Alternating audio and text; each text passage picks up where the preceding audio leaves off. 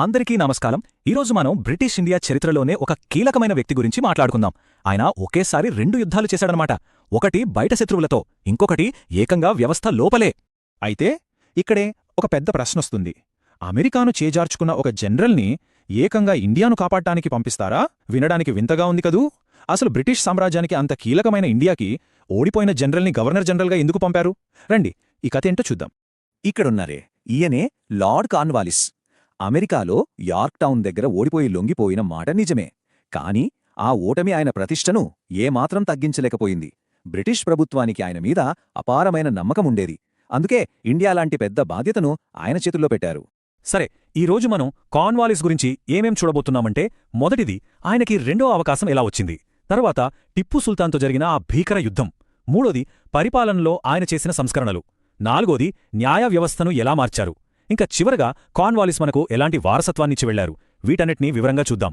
మొదటి విషయానికి వస్తే, అసలు కార్న్వాలిస్కి సెకండ్ ఛాన్స్ ఎలా వచ్చిందంటే, ఆయన మామూలు వ్యక్తి కాదు, ఒక పెద్ద అరిస్టోక్రాటిక్ ఫ్యామిలీకి చెందినవాడు. పైగా అప్పటి బ్రిటిష్ ప్రధానమంత్రికి మంచి స్నేహితుడు కూడా. సో ఆ పలుకుబడే అతన్ని ఈ పదవి వరకు తీసుకొచ్చింది. ఇండియాకి వచ్చాక ఆయన చేతిలో అపరిమితమైన అధికారాలు పెట్టారు. అంటే ఆ రోజుల్లో ఇండియాలో పరిస్థితులు అంత దారుణంగా ఉండేవి.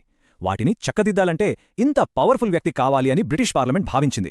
ఎంతలా అంటే, తన కింద ఉన్న కౌన్సిల్ తీసుకున్న నిర్ణయం నచ్చకపోతే దాన్ని కొట్టేసే పవర్ కూడా ఆయనకిచ్చారన్నమాట. సరే, కార్న్వాలిస్ 2 యుద్ధాలు చేశాడని చెప్పుకున్నాం కదా. ఇప్పుడు అందులో మొదటి దాని గురించి మాట్లాడుకుందాం. అదే బయట శత్రువుతో జరిగిన యుద్ధం. ఆ బయటి శత్రువు ఎవరో కాదు, మైసూరు పులి టిప్పు సుల్తాన్.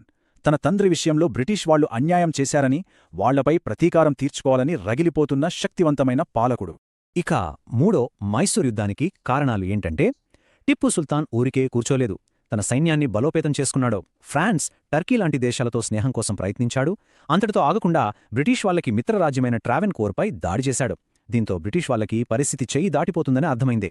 ఇక యుద్ధం ఎలా జరిగిందంటే, మొదట్లో బ్రిటిష్ సేనలు కొంచెం తడబడ్డాయి. కాని 1790 డిసెంబర్లో కార్న్వాలిస్ స్వయంగా సైన్యానికి నాయకత్వం వహించాక సీన్ మొత్తం మారిపోయింది. ఆయన వ్యూహాలకు ముందు టిప్పు సైన్యం నిలవలేకపోయింది. ముందుగా బెంగళూరును, ఆ తర్వాత ఏకంగా టిప్పు రాజధాని శ్రీరంగపట్నం కోటలను కూడా బ్రిటిష్ వాళ్లు స్వాధీనం చేసుకున్నారు. ఇక్కడ కనిపిస్తున్న ఈ నంబర్ చూడండి, 3 కోట్ల రూపాయలు. ఇదేంటో తెలుసా? యుద్ధంలో ఓడిపోయినందుకు టిప్పు సుల్తాన్ కట్టవలసి వచ్చిన నష్టపరిహారం. ఆ రోజుల్లో 3 కోట్లంటే మాటలు కాదు, అది ఒక ఊహకందని భారీ మొత్తం. శ్రీరంగపట్నం సంధి షరతులైతే మరీ దారుణం. టిప్పు సుల్తాన్ తన రాజ్యంలో సగం బ్రిటిష్ వాళ్లకిచ్చేయాలి. 3 కోట్ల రూపాయల నష్టపరిహారం కట్టాలి. అన్నిటికన్నా ఘోరం, ఆ డబ్బు కట్టే వరకు తన 2 కొడుకులను బ్రిటిష్ వాళ్ల దగ్గర బందీలుగా ఉంచాలి. చూసారా ఎంత అవమానకరమైన సంధో. సరే, ఇది మొదట యుద్ధం కథ. మరి రెండో యుద్ధం ఏంటి? అది బయట శత్రువులతో కాదు, ఈస్ట్ ఇండియా కంపెనీ పరిపాలన లోపల పేరుకుపోయిన అవినీతి మీద చేసిన యుద్ధం. అసలు సమస్య ఏంటంటే, కార్న్వాలిస్ ఇండియాకొచ్చేసరికి ఇక్కడి కంపెనీ పరిపాలన మొత్తం అవినీతిమయమైపోయింది. ఉద్యోగులకి జీతాలు తక్కువ, దాంతో వాళ్లంతా సొంత వ్యాపారాలు చేసుకుంటూ, లంచాలు తీసుకుంటూ విపరీతంగా సంపాదించేవాళ్లు. ఈ వ్యవస్థను శుభ్రం చేయడమే కార్న్వాలిస్ ముందున్న అతిపెద్ద ఛాలెంజ్. మరి కార్న్వాలిస్ ఏం చేశాడో చూడండి. ఇది ముందు, ఇది తర్వాతన్నమాట. ఆయన సింపుల్గా ఒక రూల్ పెట్టాడు. ఉద్యోగులకు మంచి జీతాలిచ్చాడు, కాని ప్రైవేట్ వ్యాపారం పూర్తిగా నిషేధించాడు. ఇకపై ఉద్యోగంలో చేరాలంటే పలుకుబడి కాదు, యోగ్యత మాత్రమే ఉండాలి అని తేల్చి చెప్పాడు. సివిల్ సర్వీస్కు పునాది వేసింది ఇక్కడే.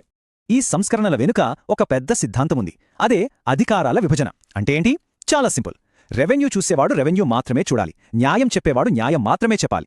ఒకే వ్యక్తి చేతిలో అన్ని అధికారాలుంటే అవినీతి పెరుగుతుందని. అందుకే పరిపాలనను జ్యుడీషియల్, కమర్షియల్, రెవెన్యూ ఇలా వేర్వేరు శాఖలుగా విడగొట్టాడు. ఇప్పుడు ఆయన న్యాయ వ్యవస్థలో తెచ్చిన మార్పులేంటో చూద్దాం. ఆయనొక కొత్త కోర్ట్ల వ్యవస్థను తీసుకొచ్చాడు. ఒక పిరమిడ్లాగా అన్నమాట. కింద స్థాయిలో కేసుల కోసం మున్సిఫ్ కోర్ట్లు, వీటిలో భారతీయ న్యాయమూర్తులు ఉండేవారు.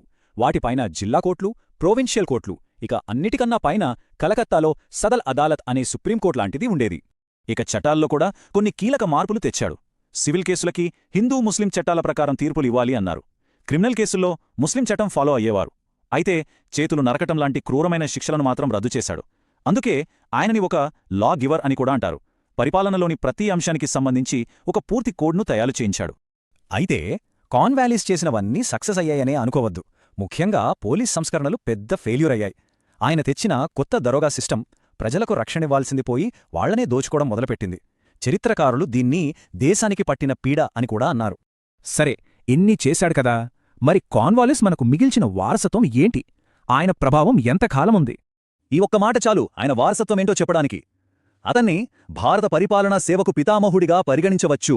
అవును, ఆయన వేసిన పునాదుల మీదే ఆ తర్వాత ఇండియన్ సివిల్ సర్వీస్ అంటే మన ఐఏఎస్ నిర్మించబడింది. ఒక్కసారి ఆయన విజయాలను క్లుప్తంగా చూస్తే టిప్పు సుల్తాన్ నుంచి పెద్ద భూభాగాన్ని గెలుచుకున్నాడు. అవినీతి లేని సమర్థవంతమైన పరిపాలన సృష్టించాడు. మెరిట్ ఆధారంగా సివిల్ సర్వీస్కు పునాది వేశాడు. అన్నిటికన్నా ముఖ్యంగా అధికారాల విభజన అనే సూత్రాన్ని ప్రవేశపెట్టాడు. మరిప్పుడు చివరిగా ఒక ప్రశ్న. లార్డ్ కార్న్వాలిస్ని మనం ఎలా చూడాలి? అవినీతిని అంతం చేసి ఇండియాలో ఒక ఆధునిక వ్యవస్థకు పునాదులు వేసిన గొప్ప సంస్కర్తగా చూడాలా, లేక బ్రిటిష్ సామ్రాజ్యపు పట్టుని భారతదేశంపై మరింత బిగించిన ఒక వలసవాదిగా చూడాలా? ఈ రెండింట్లో ఏది నిజం? దీని గురించి ఆలోచించాలి.